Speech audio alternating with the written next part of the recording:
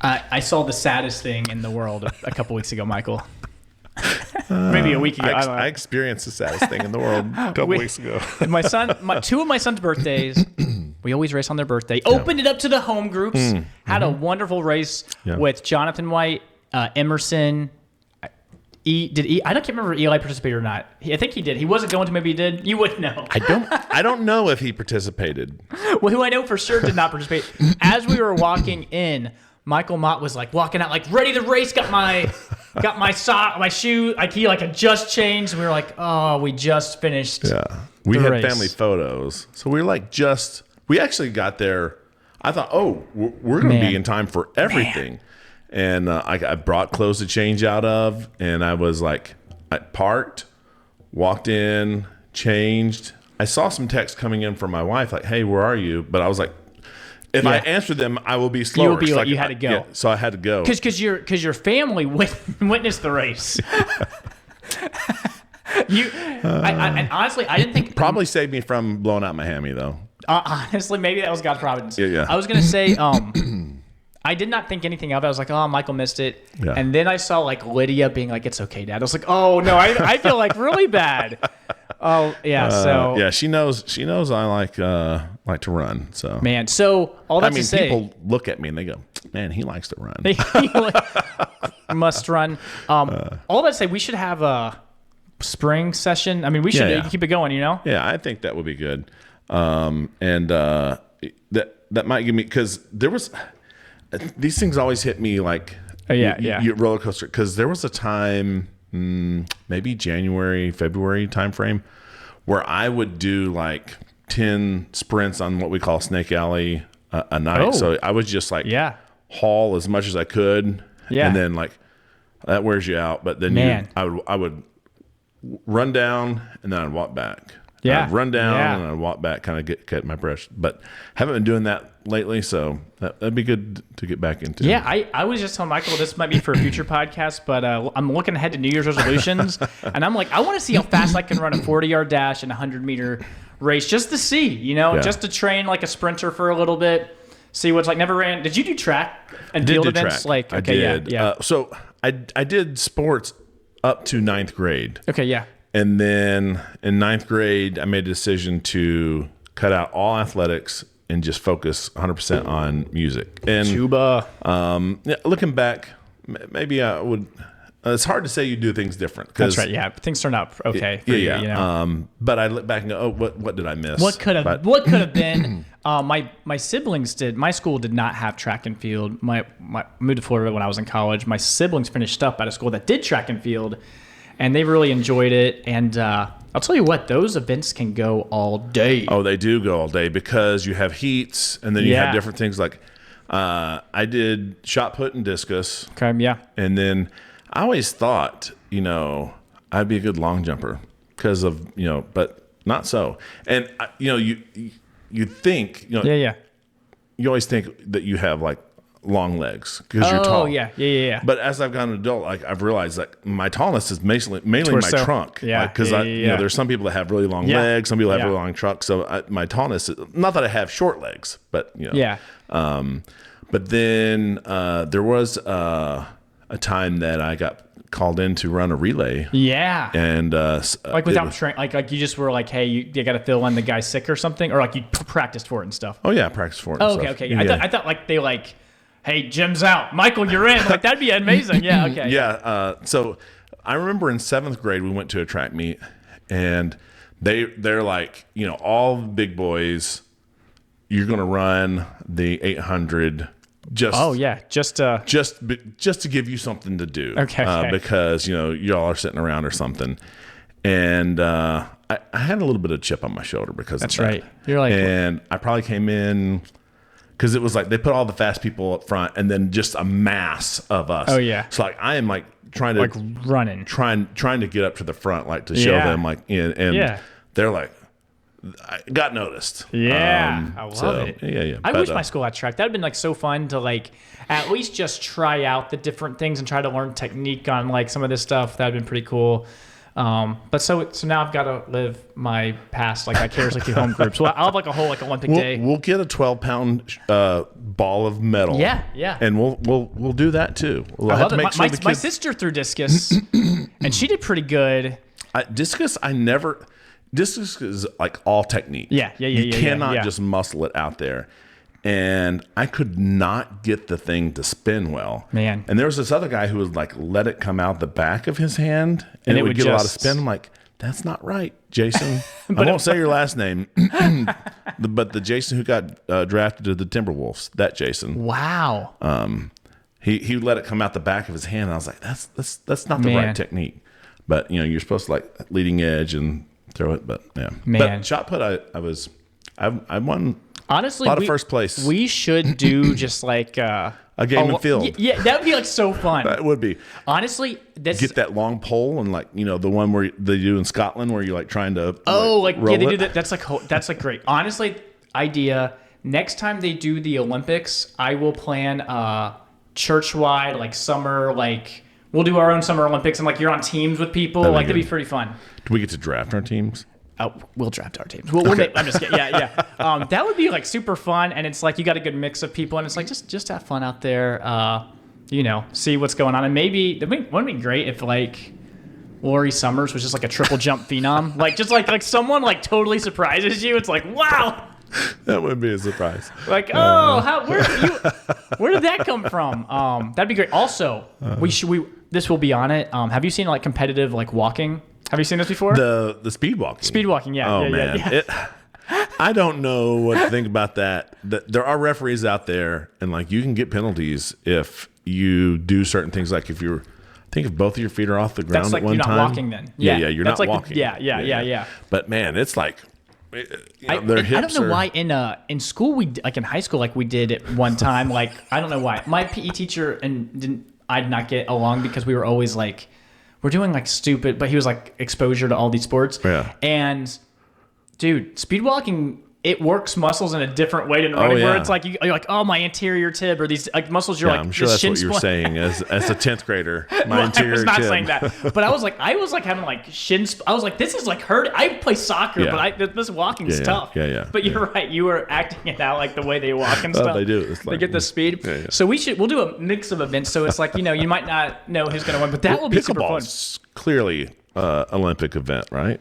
Actually, it might be. It might be now. They switched a lot of this around, where now it's like there's flag football and all of these things. I will say, I am a little sad that breakdancing only had 1 year. I think if we didn't have whatever her name was, it just gave it just bad optics. Yeah, you hate to see that. You hate to see, I watch reels of people who are breakdancing. I'm like, that's impressive. Could be an Olympic sport, but those people, I guess, didn't try out, didn't hear about it. I don't know. Yes, whatever happened, that's amazing. Well, speaking of praise, dancing, there's dancing a lot. We see that in Psalms. So we're looking at Psalm 92. This will air on Thanksgiving. On Thanksgiving. Wow. So I'm sure people are right now. You're probably. Getting your turkey ready to go into the oven. Maybe you're, getting your pecan pie ready, and you're listening to the smooth voices. Oh man, of Take Two Theology. No better way to start your Thanksgiving day. Yeah, or maybe you're just like it's the morning, sun's coming up, you're enjoying a cup of coffee. Oh yeah, you thought about our Tuesday episode, and you're like, how can I give thanks, not just think thanks? Boom! I love it. That's a great segue. Yeah. Psalm 92. Let's take it to the next level. Let's fire up that twangy music.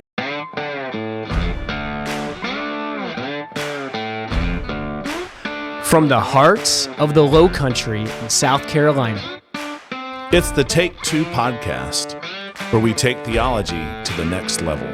Psalm 92. Fun fact: if you were in trivia and someone says, what psalm has the superscript, the label, a song for the Sabbath? There's only one. Ooh. You want to guess which one it is? I'm going to glean, because we're doing it on Psalm 92 and I can see the notes. I would say Psalm 92, but I would not have known that otherwise. I would not have known that either. The superscripts, like they like are so fascinating to me looking at these, but it's those are the ones that were inspired, right?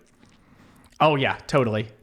Yeah. Well, I think because there are things that are inspired and there are things that aren't inspired. Right. So like the pericope heading is not like the translation, but these are like actually in like the manuscripts. Right. That's what you're saying. Yeah. So like in mine it says Psalm 92, praise for the Lord's goodness, and then underneath that it says a song for the Sabbath day. And it might be in like. So I think a song for the Sabbath day is part of the original, right? I think there's a lot of debate on this, whether it was. It's not something we've added in the last 100 years. Yes, for sure that. Yeah. For sure that. Maybe Ezra came along and added them later. That's right. You don't know, you're exactly right.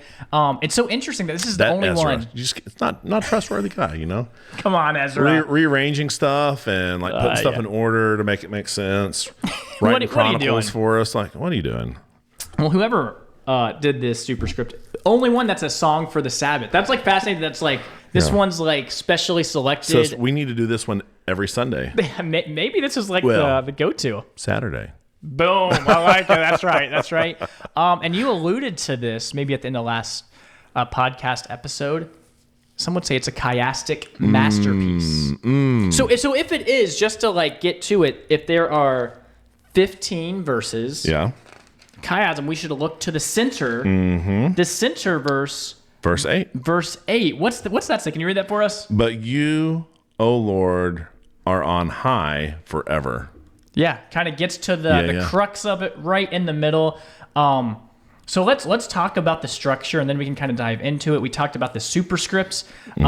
If you would peek ahead and look at verses 9 and 10, we'll read it eventually. You'll see that it's written from the perspective of a king. A king is writing this. And we mentioned this chiastic outline. If you don't know what a chiasm is, it's kind of like an X, this letter chi.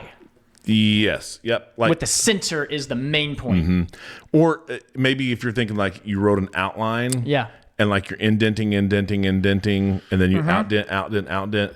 And the things that line up basically have the same meaning, but maybe expressed slightly differently. Yeah, very symmetrical. Yes. Then as you get inside, those are also going to line up, but then that's where the heart of the message is in the center. I love it. It's like a Tootsie Pop. And you can see this. Yeah. How many looks does it take to get? Do you remember those commercials like the owl or whatever the animals were? Yeah. You see exactly what Michael said. The symmetry kind of leading into the middle, different than our Western minds often work. And this psalm is so unique because it's like 7 verses on each side. We've got this number, for perfection. And really, as you read it, and if you can see it in the chiasm particularly well, you see the eternal God, the center line. You are on high forever, Lord. What surrounds that immediately talks about the wicked. It's like this contrast between the wicked and our righteous God. And we see that in this psalm. And this king is delivered. We kind of see that point to Christ as well. So that's kind of big picture, just walking into it. Song for the Sabbath. We got this chiasm. You are on high forever, Lord. Let's go through it. Yeah, that's real good. Can we read it? Let's all of it. Let's at least read maybe verses 1 through 4. All right, sounds good. It is good to give thanks to the Lord and to sing praises to your name, O Most High, to declare your loving kindness in the morning and your faithfulness by night, with the 10-stringed lute and with the harp and with resounding music upon the lyre. For you, O Lord, have made me glad by what you have done. I will sing for joy at the works of your hands. Man, out of the gate, it's good to give thanks. The Psalm of Thanksgiving talks about, praising God morning and night. It's code for all the time. Yeah. We got musical instruments like in there. I love a good lute. I mean, who doesn't love a good lute? And if once you get the lute going, I'm like, where's that lyre? You're just like kind of like, oh yeah, and the harp alludes to God's works, His saving acts in history, and the praise is grounded in God's character. So that's how it starts off. I'm almost curious. What if you read 12 through 16, the end, this other symmetrical part? The part that kind of reflects the same idea. Yeah. So it says, the righteous man will flourish like the palm tree. He will grow like probably actually 13, 14. Yeah, probably so. That's good. Oh, no, it is 12. Yeah. He will grow like a cedar in Lebanon, planted in the house of the Lord. They will flourish in the courts of our God. They will still yield fruit in old age. They shall be full of sap and very green, to declare that the Lord is upright. He is my rock, and there is no unrighteousness in him.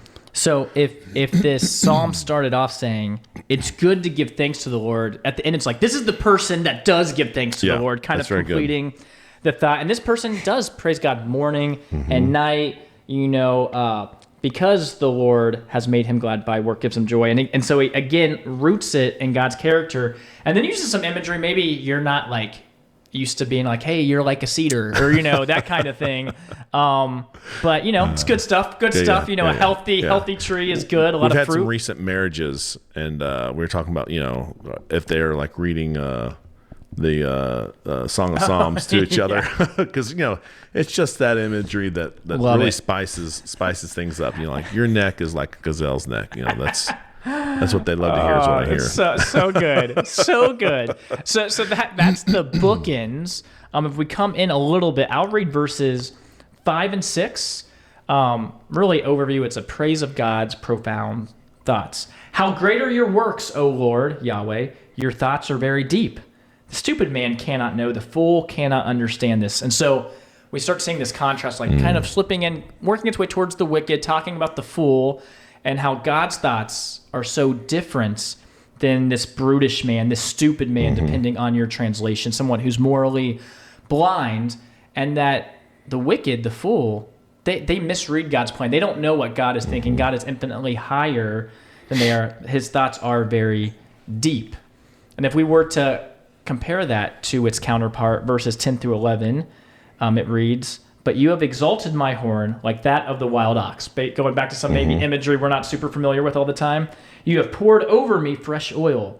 My eyes have seen the downfall of my enemies. My ears have heard the doom of my evil assailants. So we see like the fool and these evil people. We kind of see this like matching up here as well. That's good. Oil.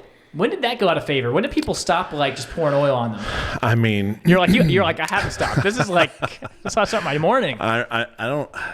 I'd have to look it up. I don't think it's clearly not Psalm 22, but there's the one that talks about the Aaron. The dew coming down from Mount Hermon and the oil flowing down the beard, even the beard of Aaron, and it's like this doesn't hit the modern sensibilities. Yeah. It's like. Do I get to take a shower after all of the oil gets poured on me?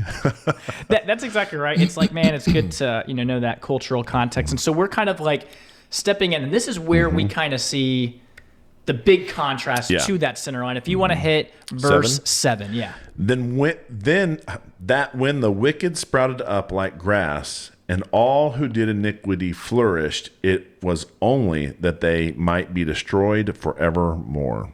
Wow. And it's like you see this grass pop up. We see this imagery other places in Scripture that it kind of comes and goes. It might appear quickly like, oh, this might be something, but it's temporary. Destruction is coming. And then the flip side, or the counterpart, verse 9. For behold your enemies, O Lord. For behold your enemies will perish. All who do iniquity will be scattered. You can make this pretty easily. God make this connection that God's enemies fall.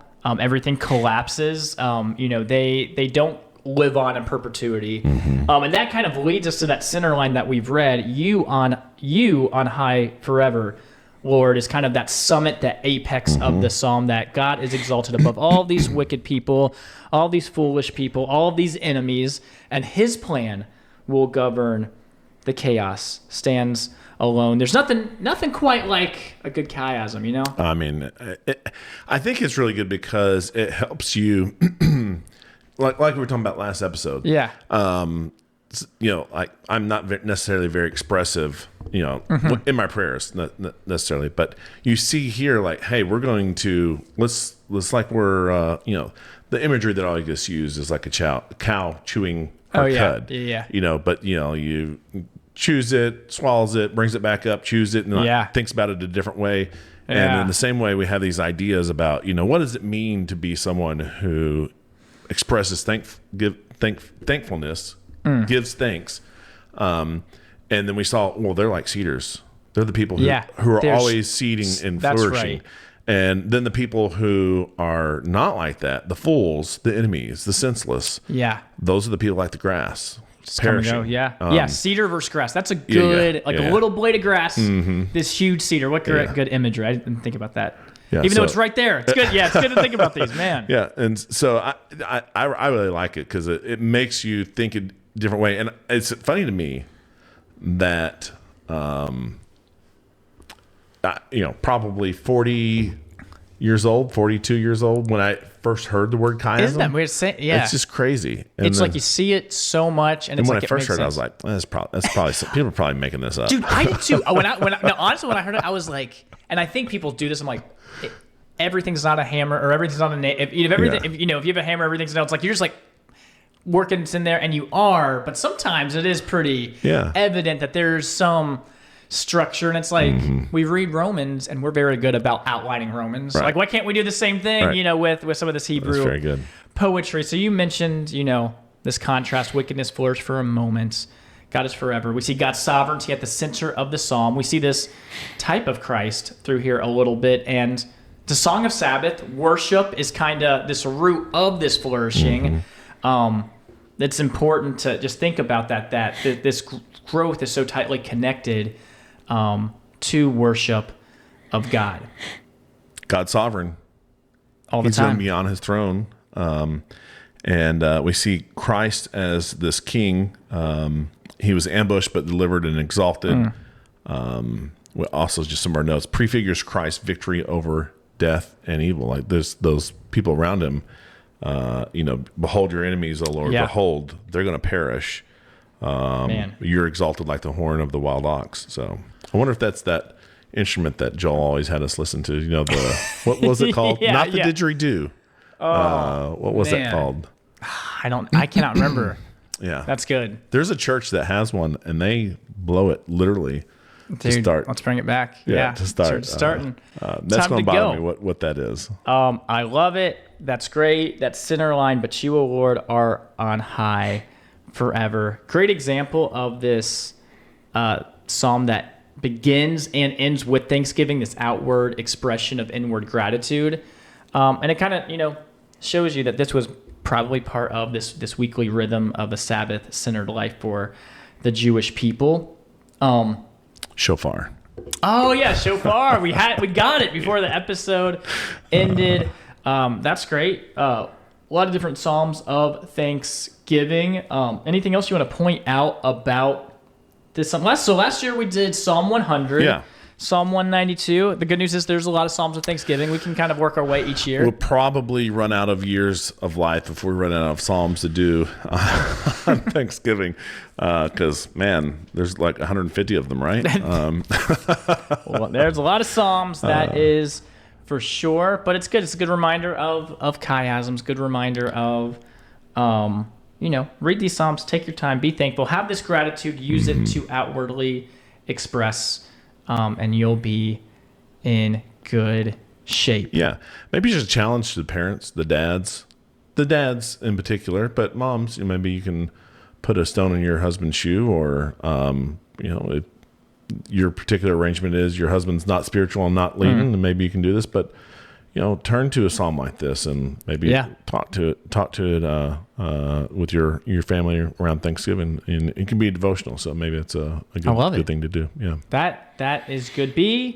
Don't just have gratitude, have Thanksgiving. And I mean, God's word does it for you. Yeah. I mean, in a way, like, you can just read this and, right. It's not hard to make the connection. Blade of grass, cedar, like did some things, maybe you're not going to pick up every theological detail, but that's good. A lot of stuff I think we can hit up. So this is kind of like a little bit different, a little Thanksgiving week. Pause. Yeah, that's right. Thanksgiving pause. We'll get back to our regular programming down the line at some point. Yeah, so sounds good. All right. Great. This is the part where you're going to say how thankful you are for me. I'm just kidding. I am thankful, Zach. It's been. I mean, we're like a year and 3/4 into this journey. Man. Yeah. Crazy. Yeah. It is insane. I really want to like plug. I want to get AI to the point where we can plug in all of our episodes and be like, do an episode for us. Hey, is this the first time we've had like a phone alarm? I am thankful for that. There you go. I think you've had one, but that's probably. But yeah, that's my first one. So reminded me of chess club in the morning, which we're actually not having since we had a whole bunch of tournaments. Do you guys have any more chess stuff? Is it like there's rhythms to it, or how does it work? Yes. In the fall. Yeah. What's the... And then in spring again. So is this like the big tournament, or is there one more? There's going to be one of equal stature in March. Okay, and they're both the same. It's kind of like fall and spring. Yep. Gotcha. And, you think about like if you're in another sport, you do it multiple times. That's right. But there's only really 2 days of the year that you're competing in chess. It's like high stakes. Like, I hope you're feeling good. Maybe instead of everyone going to state, we should have some regional ones where it's not maybe as big, but like Northwood. Like, couldn't you have like Pine? You could have like the local. Yeah, that's a good idea. We've talked about doing that, maybe doing it as a fundraiser or something, but it takes a lot of organization, someone to lead it, someone to find the time, and then and then the algorithm, the program doesn't work right, and people, well, that's great. Well, we're thankful people. Have a great Thanksgiving, and we'll see you next week. Yeah, see you next week. That's our take. Jinx. Thanks for listening to Take Two. Find us wherever you find podcasts and on YouTube for those who want to watch our videocast.